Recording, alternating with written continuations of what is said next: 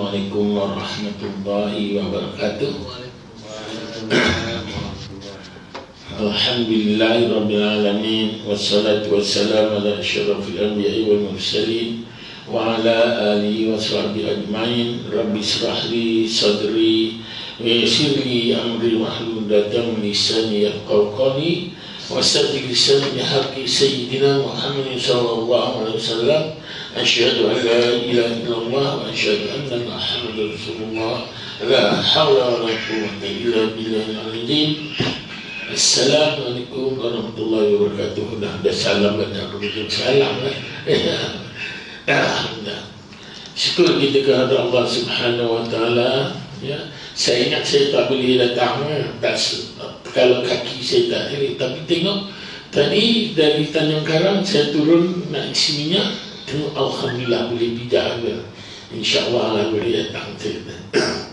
Okey, jadi syukur alhamdulillah keadaan kita dapat kita solat maghrib berjamaah. Sambil kita menunggu solat maghrib berjamaah, solat isyak berjamaah, maka kita duduk di dalam majlis ilmu menyambut kuliah kita yang lepas, yang terakhir pada 20 hari bulan kan. Bab apa yang lepas? Bapa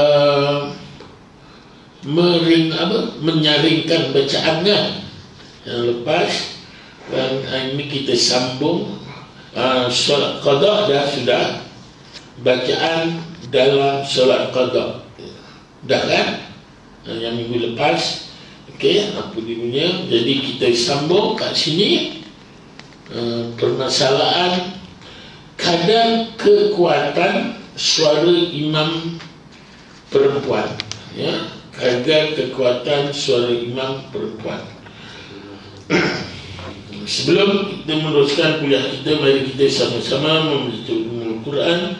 Ganjaran ini kita hadiahkan kepada junjungan besar kita Nabi Muhammad SAW, seterusnya kepada kedua-ibu bapa kita sama ada yang masih hidup, ada yang telah meninggal dunia, kepada guru-guru kita sama ada yang masih hidup atau yang telah meninggal dunia. Sya'ulillahil al-Fatihah. A'udzubillahi minasyaitonir rajim. Bismillahirrahmanirrahim. Alhamdulillahi rabbil alamin, arrahmanir rahim, maliki yaumiddin. Iyyaka na'budu wa iyyaka nasta'in. Ihdinas siratal mustaqim. Siratal ladzina an'amta 'alaihim ghairil maghdubi 'alaihim waladdallin. Amin. Alhamdulillah. Hadis Nabi mengatakan siapa yang menunggu antara satu waktu ke satu waktu, contohnya waktu maghrib ke waktu isya, ini kita taqarrub ila Allah.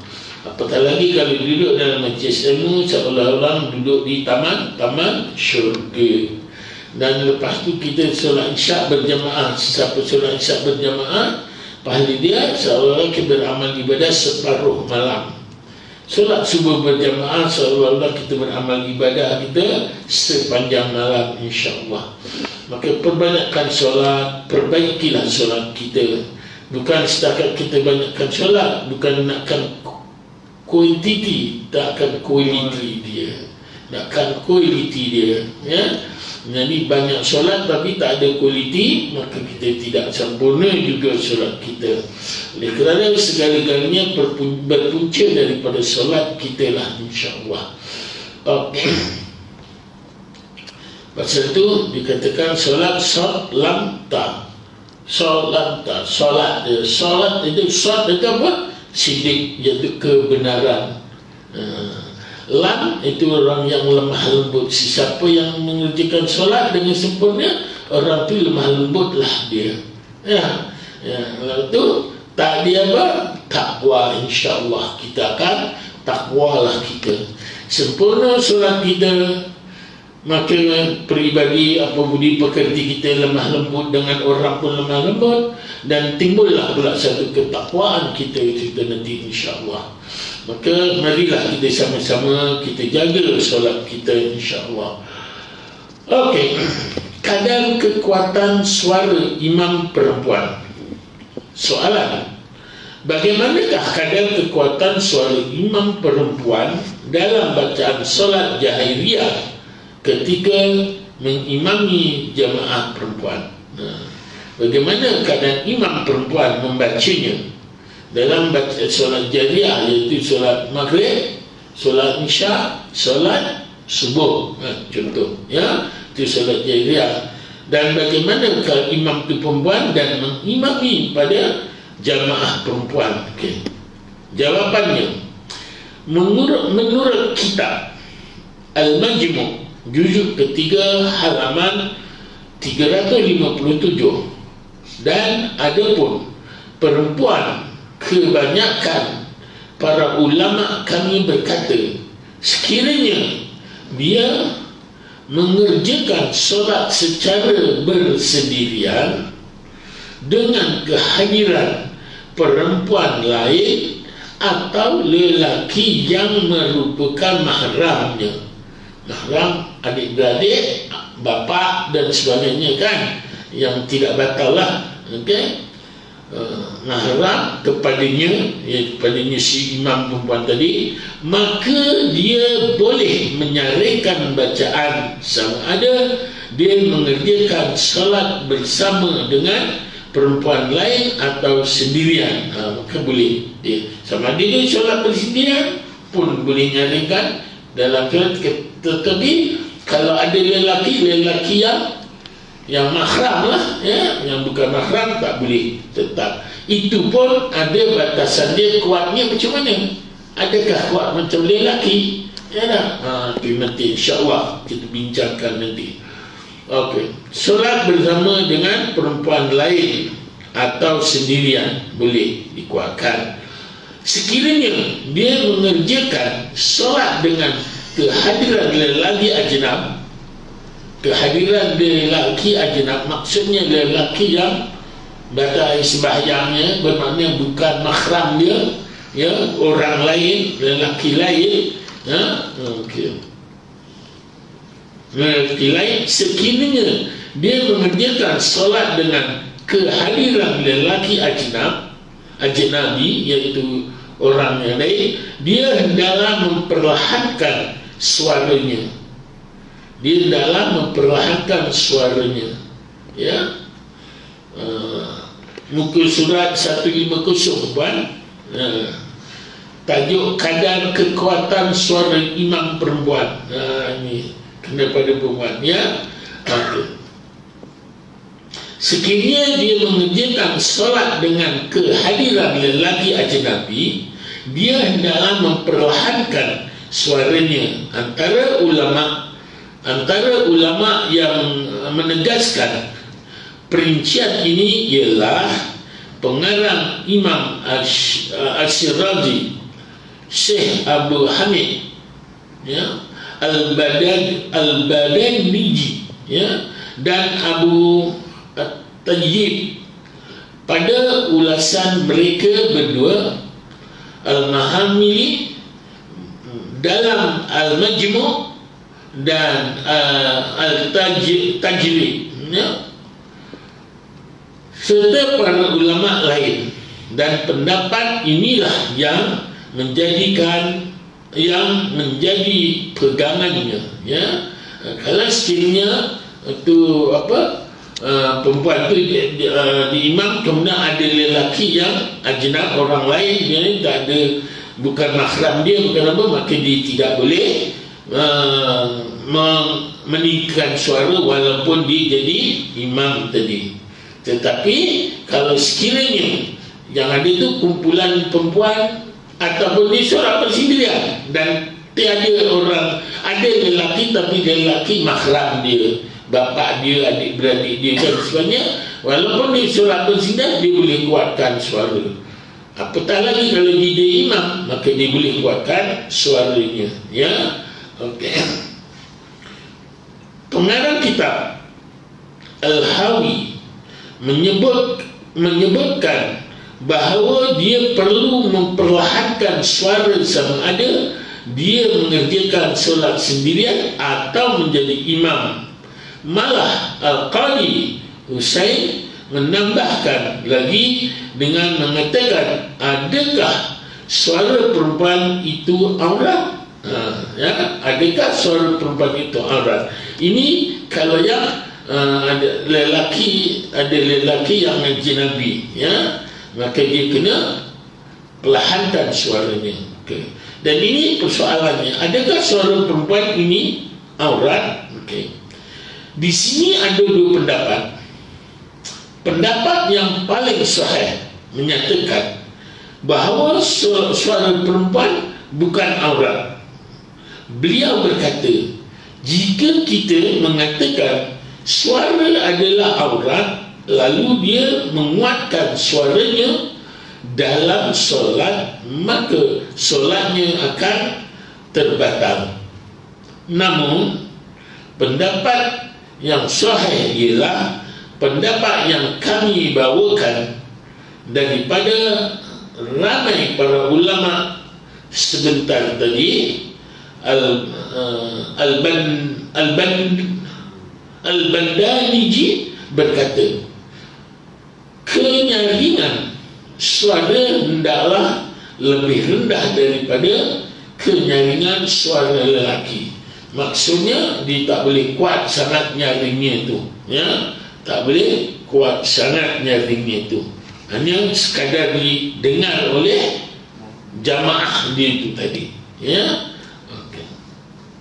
Ini dia punya cara dia, bukan melantang macam lelaki tadi. Lelaki tadi dia boleh lepas saja suaranya, perempuan tak boleh. Jadi ini adakah suara itu adalah aurat? Itu andainya dikatakan, pasal ada beberapa pendapat mengatakan aurat, ada pendapat tidak, bukan aurat. Jadi kalau sekiranya itu aurat, maka dia tidak boleh menyaringkan suaranya, tak boleh menguatkan suaranya.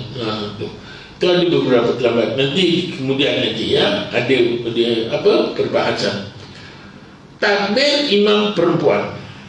Takbirnya imam perempuan. Soalan, bagaimana pula kadar kekuatan suara imam perempuan semasa takbir ketika mengimami jemaah perempuan? Jadi bagaimana pula kadar kekuatannya imam perempuan tadi, kekuatan suara imam perempuan semasa takbir ketika mengimami jemaah perempuan? Jawapan, menjawab soalan ini, saya nukilkan kata-kata Al-Qadi Abu At-Tayyib, dan hukum takbir sama ada perlu dinyaringkan atau diperlahankan adalah sama dengan hukum bacaan dalam solat. Bermakna kena kuatkan jugalah. Pasal dalam bacaan solat nanti kuatkan suara dia, pasal imam ini, perempuan ini yang jadi imam, yang tidak ada ajnabi, ya, bermakna semuanya ada makhraj kalau ada lelaki pun, ya, tetapi lelaki itu tak bolehlah berjamaah ikut imam perempuan tadi, ya. Ini nanti jadi apa, siapa tu yang jadi perempuan jadi imam tu,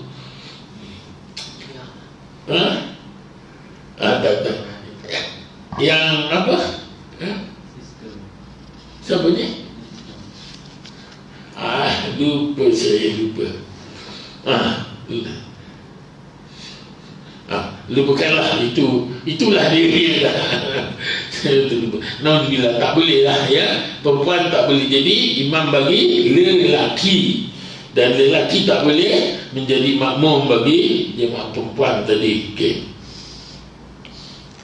Jawapannya tadi, ya.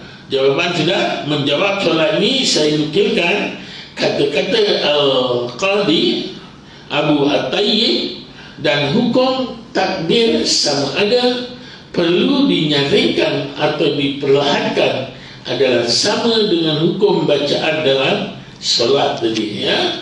Jadi dia kena kuat juga Allahu Akbar supaya jamaah perempuan tadi dengar, ya. Kalau dia sebagai imam bagi jamaah muslimah ni, bagi yang solat yang nyaring, ya, yang jahiliyah, yang boleh dikuatkan. Zuhur zuhur. Maghrib, isyak, subuh saja. Okey, zuhur, asar, siriyah namanya. Kadar kekuatan suara imam hunsa. Ini hunsa pula. Hunsa ni lelaki bukan perempuan, bukan. Ya tak? Okey. Pasal ni kedudukan imam ni yang lepas kita tahu. Dah kedudukan ni. Dia mula-mula lelaki dewasa, kanak-kanak lelaki, lepas tu baru hunsa, baru kanak-kanak perempuan, baru perempuan. Perempuan ni kalau berjemaah di belakang sekali, pahalanya lagi lagi besar pahala ni. Tapi bagi dia berjemaah dengan imam lelaki, tapi kalau dengan imam ni perempuan juga, sama macam kedudukan lelaki. Yang depan lebih besar pahala dia, depan kanan, ya tu. Okay.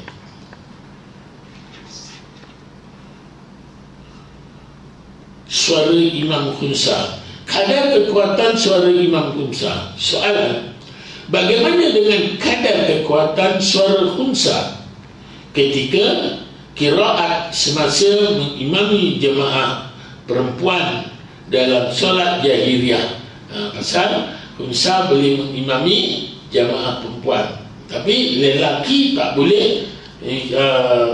Khunsa tak boleh mengimami jemaah lelaki. Okay. Jawapan, Imam An-Nawawi meneruskan penjelasan beliau dalam kitabnya itu dengan berkata, dan adapun khunsa, maka dia hendaklah memperlahankan suara dalam solat dengan kehadiran perempuan dan lelaki asing. Okey. Di mana dengan adanya perempuan dan lelaki yang bukan ajnab, maka dia hendaklah memperlahankan suaranya. Maksudnya lelaki yang ajnab tadi bukan masuk berjemaah dengan dia, adanya. Contohnya, ya, sini ada lelaki, kemudian sana unsa dengan perempuan, maka unsa itu pun tak boleh kuat juga. Begitu juga muslimah tadi pun tak boleh kuat kalau ada kehadiran ajnab. Tetapi kalau lelaki ini tadi yang yang mahram pada perempuan yang jadi imam, itu boleh kuat, tapi khunsa tak boleh, ya. Okey. Dan ada pun khunsa. Okey. Imam An-Nawawi meneruskan penjelasan beliau dalam kitabnya, ya. Dalam kitabnya itu dengan berkata, dan adapun khunsa, maka dia hendaklah memperlahankan suara dalam solat dengan kehadiran perempuan dan lelaki asing. Dia juga boleh menyaringkan suara sekiranya bersendirian atau dengan kehadiran mahramnya sahaja.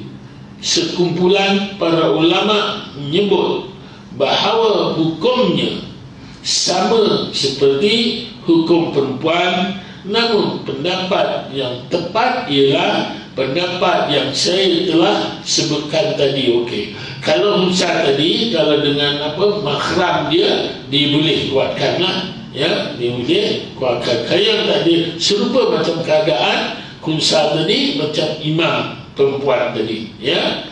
Okey, itulah kedudukannya. Ada apa pertanyaan sini sebelum saya bawa ke imam perempuan, imam khunsa? Okey, ada apa pertanyaan sebelum saya teruskan? Ada. Okey, saya teruskan. Tak apa, nanti boleh tanya kalau ada apa. Sunat membaca surah yang panjang pada rakaat pertama dan pendek pada rakaat kedua. Surah ni sunat dibaca panjang pada rakaat pertama dan pada rakaat kedua. Ini kalau dalam keadaan solat biasa. Kalau yang dalam keadaan SOP ni, ya dah. SOP bacaan surah pun tak boleh panjang-panjang. Dia yang dibolehkan untuk anu kan. Doa wirid panjang-panjang pun tak boleh. Doa pun tak boleh. Pasal itu saya kata, yang mula-mula arahan gitu dulu, doa kunut saya dulu kena giliran saya kunut pendek saja. Ya, Allahumma ghfir lana ya Ghafur, itu saja. Kalau kita untuk sendiri, Allahumma ghfirli ya Ghafur. Ni selalu pasal saya biasa ni sebab apa? Selalu ada orang pergi haji, pergi umrah Mekah, Madinah yang tak ada kunut. Ada jamaah kata, Ustaz, macam mana kalau kita nak kunut juga Ustaz? Sebenarnya dia tidak lama tu. Imam Masjid Mekah, Madinah iktidalnya lama. Ada. Kalau kita baca kunut yang biasa pun sempat, tapi dikuatiri tak sempat, maka boleh kunut pendek. Ya, apa dia? Allahumma ghfirli ya Ghafur. Kalau kita tak baca kunut pun sah solat kita, ya, di Mekah, Madinah. Sebab apa? Imam Syafi'i pun pernah tak baca kunut ketika dia melawat tempat Imam Ahmad dengan Imam Hanbal, dan tak baca doa iftitah, tak buat sujud sahwi pun, ya, tak buat sujud sahwi. Ditanya anak murid, ya Ustaz tak buat sujud sahwi, tak baca kunut, apa kata Imam Syafi'i? Kita menghormati ya punya kampung ini, ya. Jadi oleh itu maka kita ikut saja yang apa, ya. Tapi ada setengahnya, Ustaz saya dari kecil tak pernah tinggal kunut, kata, boleh ada kunut pendek. Allahumma ghfirli ya Ghafur. Kalau kita jadi imam, Allahumma ghfir lana ya Ghafur. Okey.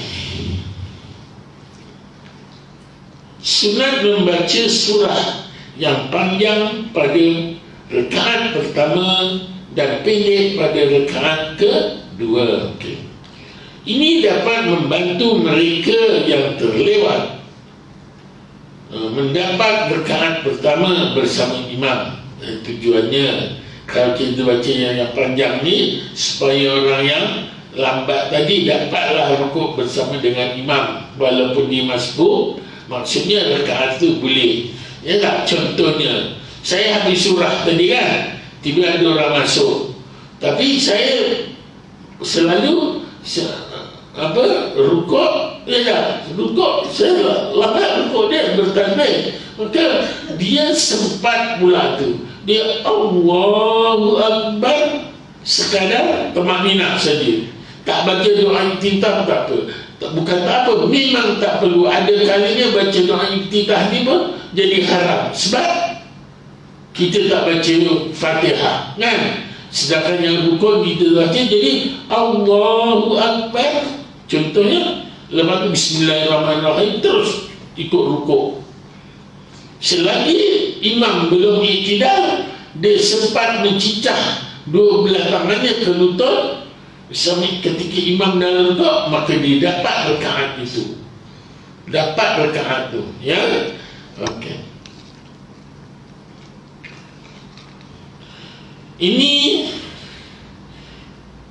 dapat membantu mereka yang lewat pendapat rakaat pertama bersama imam. Okay.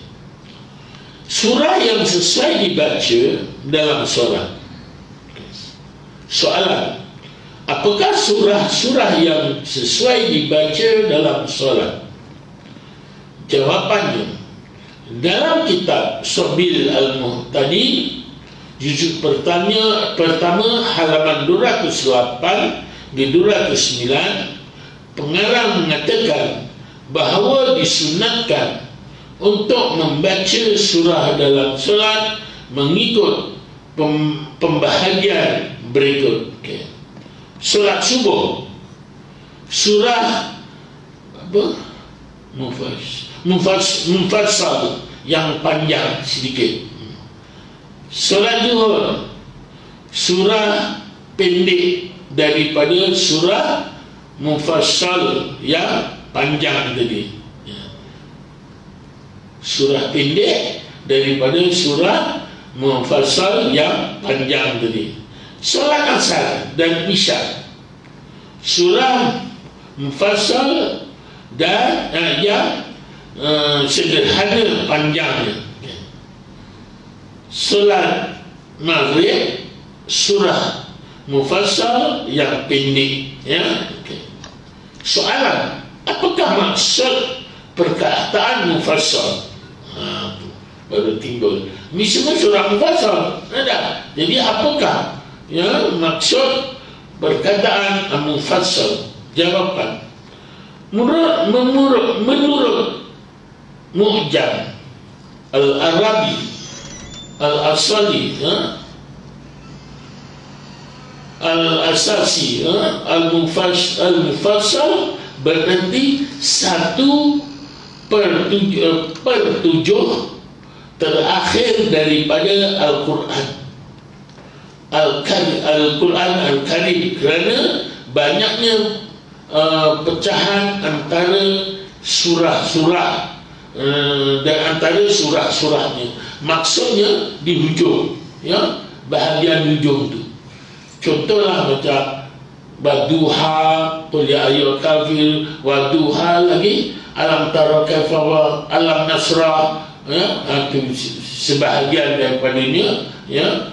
Daripada apa yang kat situ, apa yang dikatakan mufassal tadi, ya, itu 1/7 terakhir daripada Al-Quran Al-Karim, kerana banyaknya pecahan antara surah-surahnya tadi. Banyak pecahan nanti. Wati, semua pun ada, ya. Kemudian yang panjang sedikit, ada yang panjang sedikit, kan? Okay. Muka surat 151. Okay.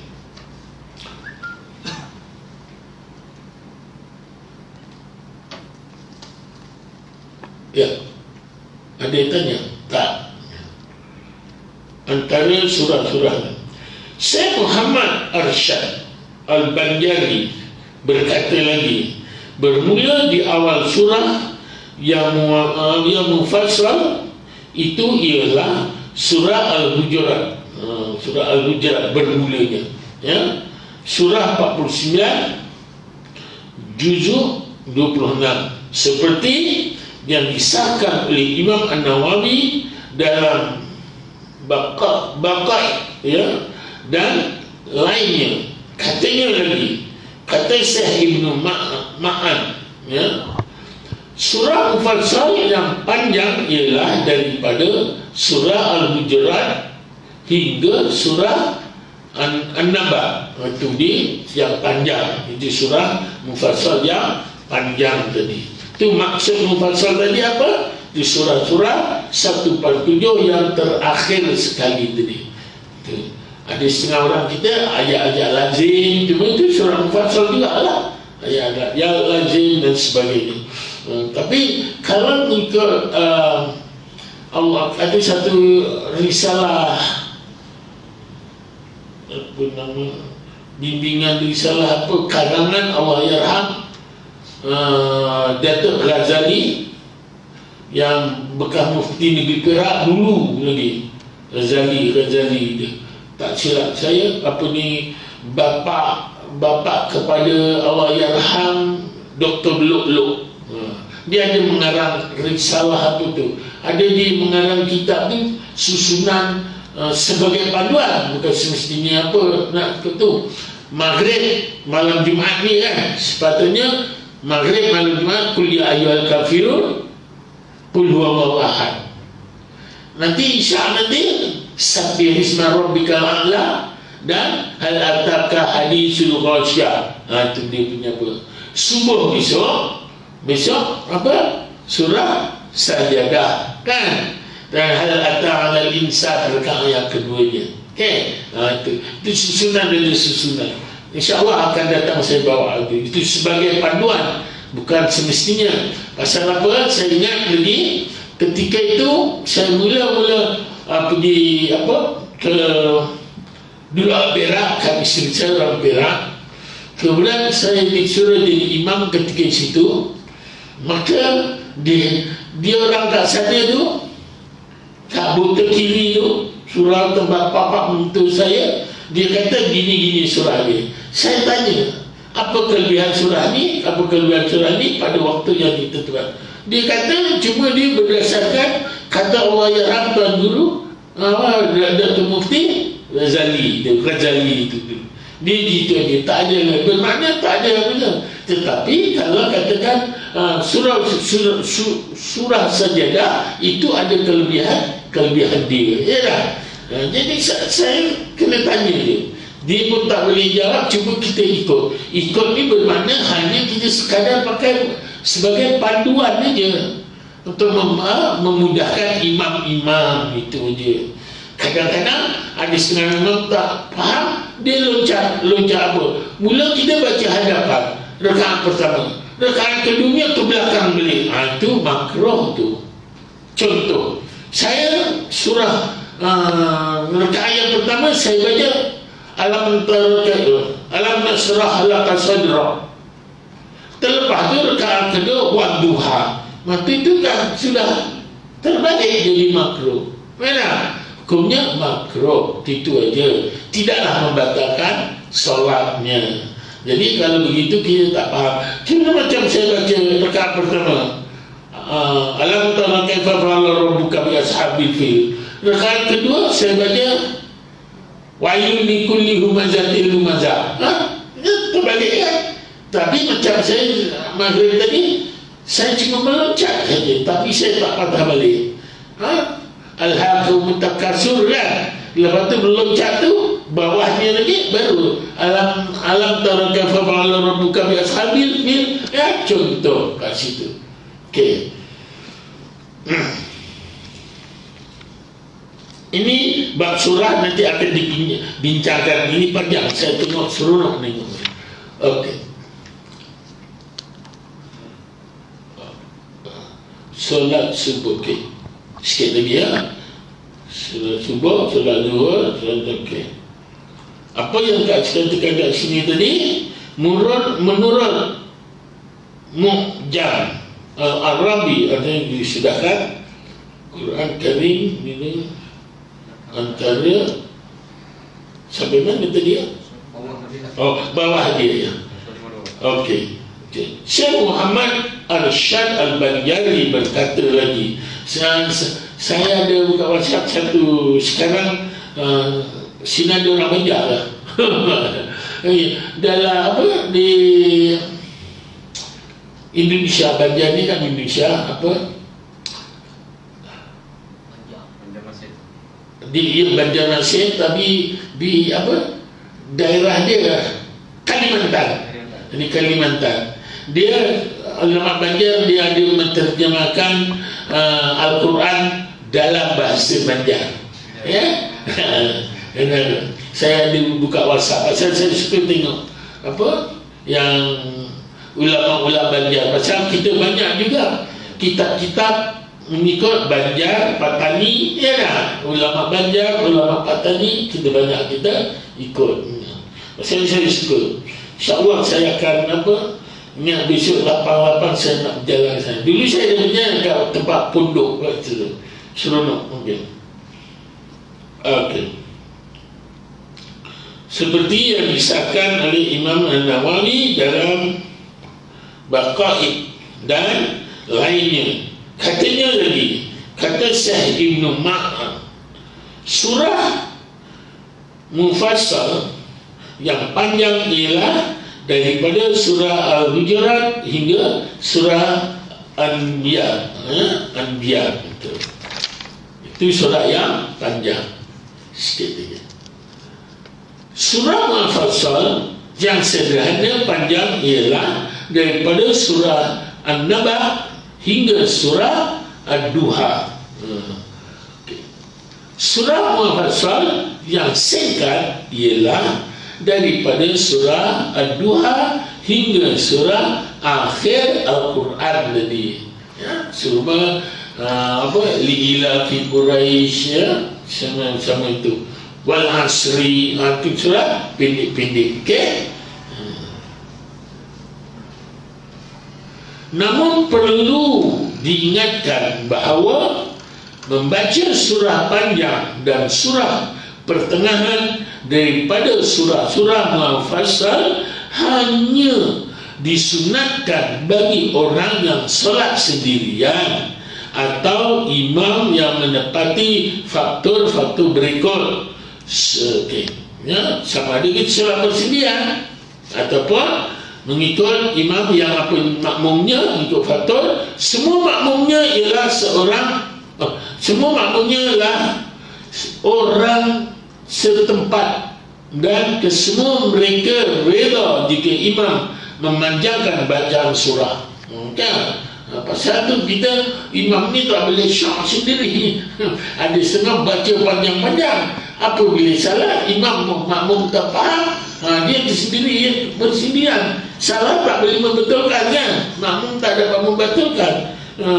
Jadi itu yang satu daripadanya. Jadi tengok, okay. Pasal dulu Rasulullah ke zaman Rasulullah ada di melantik dua imam. Satu imam bacaannya panjang-panjang, satu imam bacaannya setiap waktu setiap rakaat qul huwallahu ahad aja. Ada qul huwallahu ahad. Pun itu persoalan. Memang manusia ni panjang soal, pendek pun dipersoalkan. Manusia ni memang serba salah. Ada serupalah cerita Luqmanul Hakim ni ada. Cerita Luqmanul Hakim apa dia? Dengan seekor keldai dengan anaknya. Anak apa? Seorang budak kecil, seorang budak dewasa. Apabila anaknya naik ke atas, orang tengok, apalah budak ni, orang tu suruh jalan kat bawah, anak pula naik atas kuda keldai itu. Keldai boleh dimakan tak? Tak boleh. Itu keldai tak boleh dimakan. Istilahnya bagal itu. Bagal bahasa Arab orang kena bagal. Ya. Jadi lepas tu maka budak turun, orang tua pula naik. Baru kita disangka harga. Apalah orang ni, orang tua naik atas budak tu suruh berjalan ke. Lah dua-dua turun. Pun salah juga. Apalah ni, dah ada kenderaan jalan kaki pula ada. Bukan, dia dua-dua naik. Dua-dua naik. Apa dua-dua naik? Apalah binatang kecil dua orang naik gitu kan. Lalu dua-dua turun. Pun salah juga. Dah ada kenderaan semua. Kenapa dipimpin dia? Ya, bagal itu kan sebagai kenderaan. Sebagai apa? Apa ni? Khimar itu sebagai kenderaan untuk bawa barang-barang dan sebagai tunggangan. Ya, okey. Jadi ada pertanyaan kat sini. Ini waktu isyak dah masuk.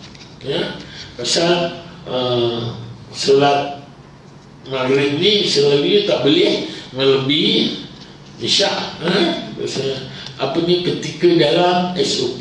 Ya, ketika kuliah subuh pula tak boleh lebih 7 suku. 7 suku tu waktu apa? Isra. Ya, tak boleh lebih daripada itu. Kalau bukan apa, kuliah subuh selalu 7 sampai 7:30. Okay. Jadi kita ikutlah SOP. Sementara masih kita dibolehkan ini. Ya tak? Kalau besok dah tak dibolehkan susah juga. Ada pertanyaan kat sini.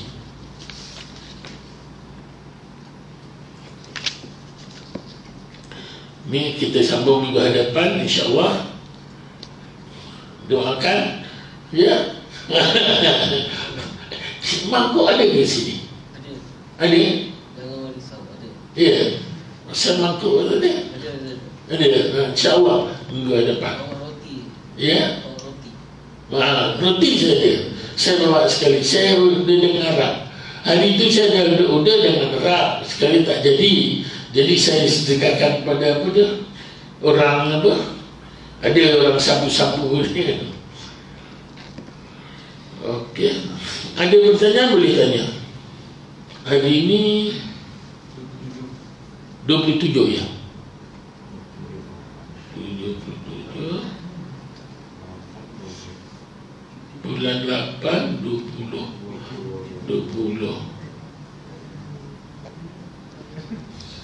Tadi Cik Zul tanya tu, ingat kalau kata ada boleh jadi dia datang. Saya kata tak sempat Cik Zul, sekarang saya berada di Sabah Bernam lagi. Takut tak sempat. Okey, janji Ustaz datang je ni. InsyaAllah. Ya.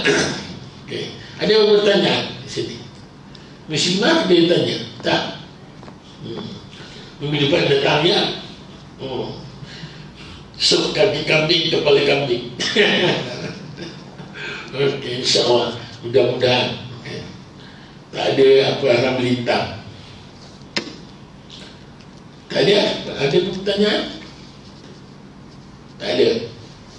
Kalau tak ada, setakat ini dulu dapat saya sampaikan. InsyaAllah kita sambung semula minggu hadapan.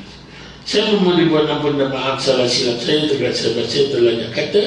Yang baik datang dari Allah, kelemahan kesilapan datangnya dari diri saya sendiri, dari diri saya yang jahil ni. Ya, wabillahi taufiq hidayah. Assalamualaikum warahmatullahi wabarakatuh. Marilah ya kita sama-sama memperbaiki solat kita, memahami solat kita. Pasal itu kita tak kena apa kata-kata itu tak semestinya orang semua solat tu 100% kita boleh. Jadi kita perbaikilah solat kita.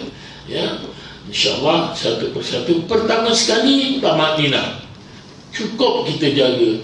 Contoh satu, selepas takbiratul ihram ada setengah sekali Allahu Akbar, terus baca apa doa kita, Allahu Akbar, Allahu Akbar kabiru. Tak boleh. Allahu Akbar, berhenti seketika. Lepas tu baru Allahu Akbar kabiru, alhamdulillah katsiran, baru ketiga. Begitu juga ketika rukuk. Habis kadang-kadang kita subhanallah azim wa bihamdihi subhanallah. Contoh ya, subhanallah azim wa bihamdihi subhanallah azim wa bihamdihi subhanallah. Mana dia berhenti tadi? Itu tak semua tak ada tumakninah dia. Samiallahu liman hamdah, Rabbana lakal hamdu Allah. Mana dia tumakninah? Sebenarnya Rabbana lakal hamd. Kalau saya selepas panjang Rabbana kami samawati wal ard, ya, lepas tu dah habis tu berhenti, makin baru kita sujud. Itu baru namanya tumakninah. Pasal tumakninah itu satu rukun. Setiap dalam pergerakan itu rukun. Ada lagi satu lagi, kalau kita jadi imam pula tu takbiratul ihram tu kena kuat. Pasal untuk mengetahui bukan berarti takbiratul ihram ni memang Allahu Akbar, makmum betul itu Allahu Akbar tak. Setelah Allahu Akbar imam dah tumakninahkan, makmum barulah Allahu Akbar. Begitu juga ketika takbir intiqal, takbir pemindahan antara satu rukun ke satu rukun. Dengarkan dulu Allahu Akbar, makmum dah. Kadang-kadang makmum imam Allah makmum ikut Allah terus. Bermakna itu tidak ada kesempurnaannya. Ya. Jadi oleh itu perbaikilah apa kita punya InsyaAllah satu masa kita ingin nak buat kemah ibadat lagi, solat aja. Ya, kesempurnaan solat saja kat sini dengan menggunakan slide dan sebagainya. Kita ambil air sembahyang. InsyaAllah saya donate 1 ekor kambing nanti. Kita makan dia. Sebab kata yang berhormat YB lah kan, Dr. Zul kata nak imarahkan Masjid Surau selalulah makan-makan gitu. Tapi ya, muslimin yang dirahmati Allah, sebagaimana yang di Indonesia yang ada satu masjid tu memang dia pasal sentiasa dia makan, dia tak simpan duit. Orang yang imarahkan dia tu dia semua belanjakan bagi orang makan. Berarti orang datang mesti ada makan. Itu sentiasa ramai ya. Tak apalah, insyaAllah. Mudah-mudahan ya, kita bukan berarti maksudnya kita makan. Sambil itu kita dengan silaturahim ya. Orang yang bagi makan pun dapat pahala. Orang yang bagi makan pun dapat pahala, insyaAllah.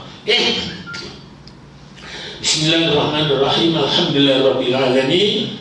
Hamdan hamidin, hamdan yuafi ni'amahu yukafi madidah. Allahumma jir rahmata wal maghfirata wal syafa'ata li dzal majlis. اللهم ادنا الرحمة والمغفرة والشفاعة التي لا نجلس. اللهم ادنا الرحمة والمغفرة والشفاعة التي لا نجلس.